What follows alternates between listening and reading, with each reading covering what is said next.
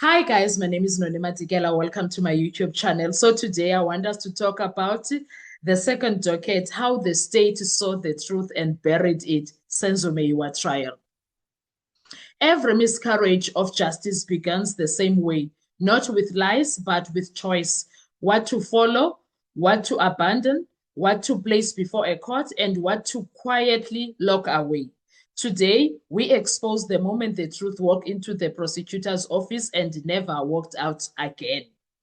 This is the story of the second docket and why the state is desperate to pretend it never mattered.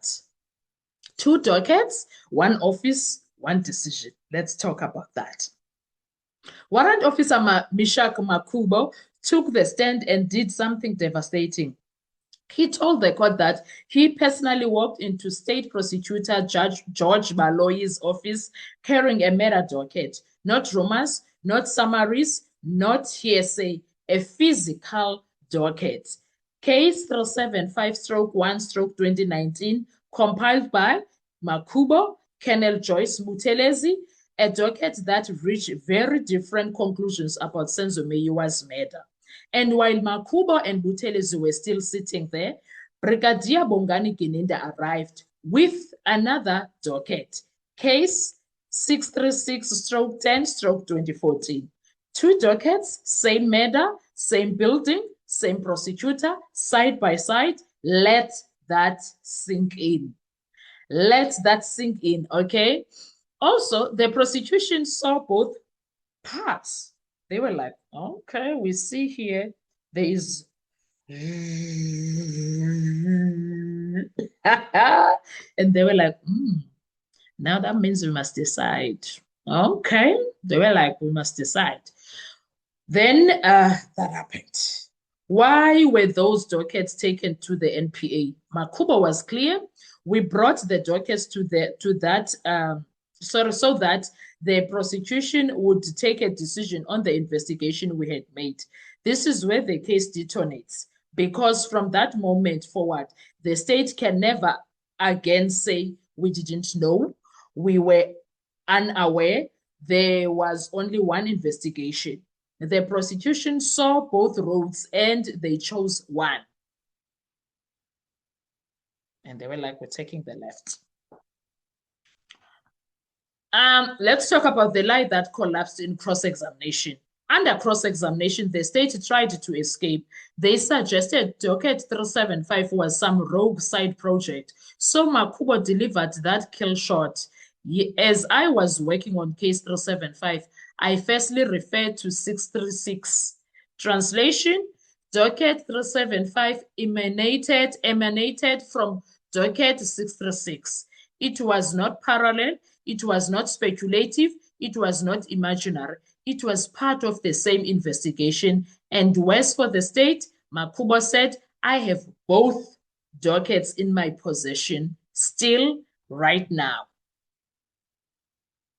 That was Makubo. He was not playing. He was not playing.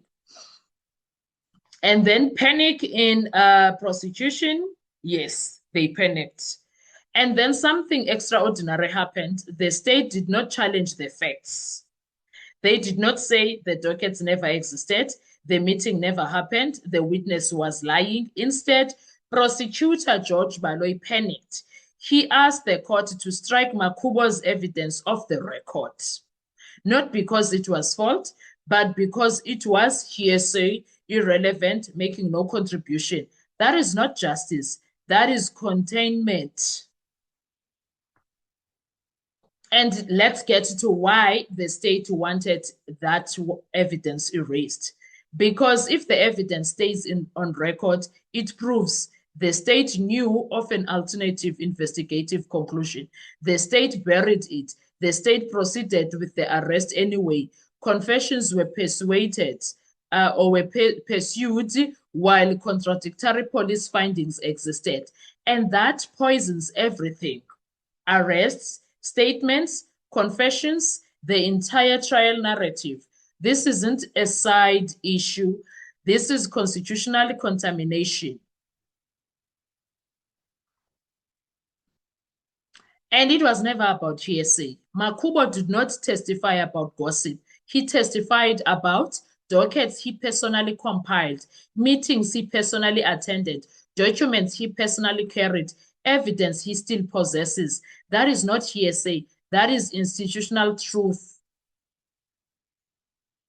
Now, there was a buried decision that was done by the NPA. We will say the NPA because Baloyi represent NPA. The second docket didn't disappear by accident. It was taken to the prosecution, it was seen, it was considered, and then it was buried. And today, South Africa must ask, why was one version of justice chosen while another was erased? Because once you see the second docket, you can no longer believe the first. You just can't be selective. But why was Baloyi selective? What criteria did Baloyi use to prioritize case 636 over 375? Those are the questions that Baloyi needs to answer.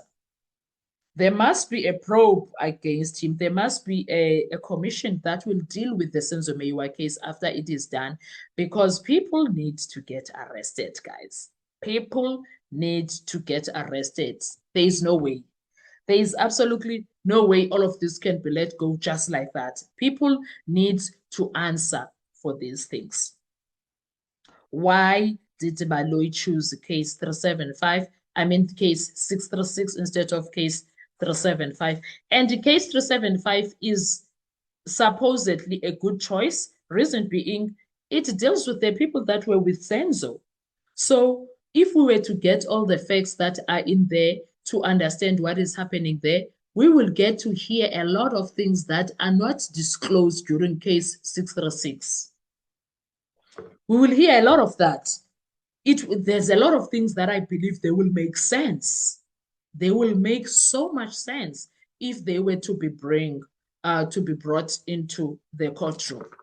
But George Baloyi decides otherwise. And we don't know why. We don't know why is that. Do you understand? So there's a lot of things that are going on there that one does not understand. One is us who are watching the case.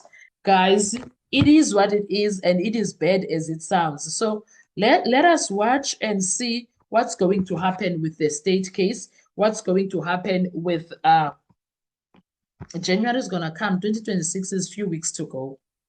Is it 2 weeks? I think it's 2 weeks. And January is going to be here, and they need to deal with it. Anyway, guys, what are your thoughts when it comes to all of this? Please subscribe, share, comment, because the truth doesn't just disappear. It just waits for the right moment to explode. And when it comes to the Senzo Meyiwa case, it will explode, guys. There will be a Russia border and Ukraine border kind of vibes in that courtroom. Just wait and see. Be patient. Be patient, because what is this, Nasan? Anyway, guys, what are your thoughts when it comes to this? I'll see you on our next video. Thank you so much. Bye-bye.